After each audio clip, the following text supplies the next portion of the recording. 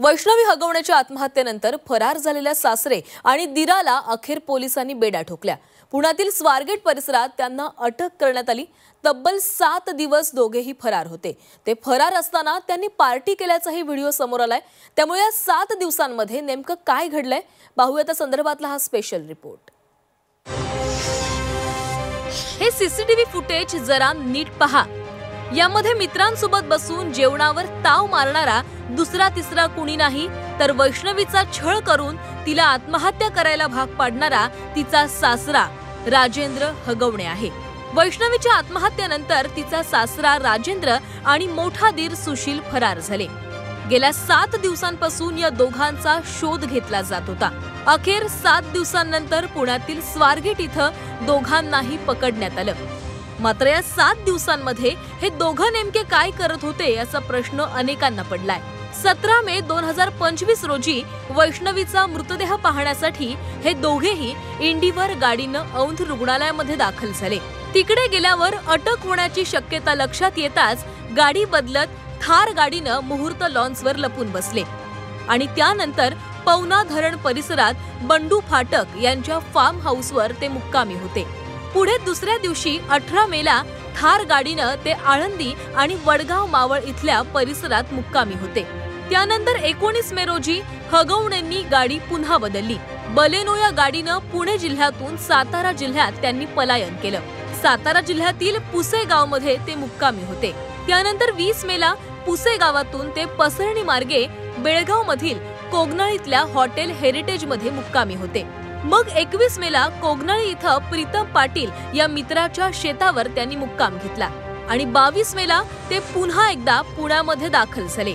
पुढे 23 मेला पहाटे 4:30 वाजण्याच्या सुमारास स्वारगेट परिसरामधून त्यांना अटक करण्यात आली। हगवणे पिता पुत्रांनी एकूण 3 गाड्या बदलल्या। पहिली होती एंडिवर, ज्या गाडीने ते औंध हॉस्पिटलमध्ये आले होते, जिथे वैष्णवीचं पोस्टमार्टम झालं। बावधनचे पोलीस चारही बाजून त्यांची कोंडी करत होते। जिथे जात होते तिथे ते पोलीस त्या लोकांना ज्यांनी त्यांना मदत केली त्यांना तात्काळ ताब्यात घेऊन चौकशी करत होते। म्हणून सरते शेवटी ते काल पहाटे डायरेक्ट तिकडनं कर्नाटकातनं थेट पुण्यात आले स्वारगेटला आणि तिथेच पुणे पोलिसांनी सापळा रचून त्यांना अटक केली।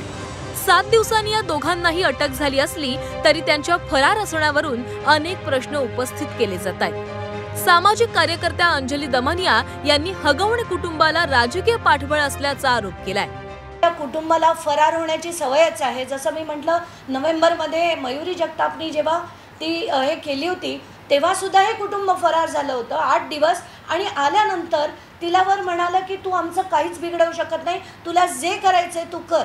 आणि याचा अर्थ त्यांना का तर राजकीय पाठबळ होतं किंवा त्यांना पोलिसांचं पाठबळ होतं। आत्ताच्या घटनेला सुद्धा त्यांना हे जे पाठबळ मिळत होतं म्हणूनच हे कुटुंब 6-7 दिवस पुण्यात असून सुद्धा ही दोघं जण फरार होती।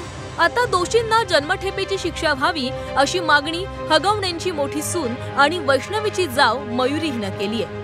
ज्यांनी त्रास दिलाय तिला म्हणजे ते त्यांना जन्मठेपेची शिक्षा ही मी कालच म्हणते की जन्मठेपेची शिक्षा ही झालीच पाहिजे त्यांना। माझे मिस्टर असते तरी त्यांनी लवकर म्हणजे त्यांनी फरार न होता लवकर त्यांनी समोर येऊन जर सांगितलं असतं की हे काय माझा संबंधच नाहीये याच्यात वगैरे, नक्कीच आज त्यांना म्हणजे ते याच्यातून बाहेर पडले असते किंवा अटक नसते झाली। म्हणजे जे मेन सूत्रधार आहे ते तर म्हणजे मीडिया समोर आलेलेच आहेत।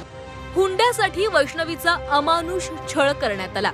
इतका छळ की वैष्णवी 9 महिन्यांच्या बाळाला पोरकं करून निघून गेली।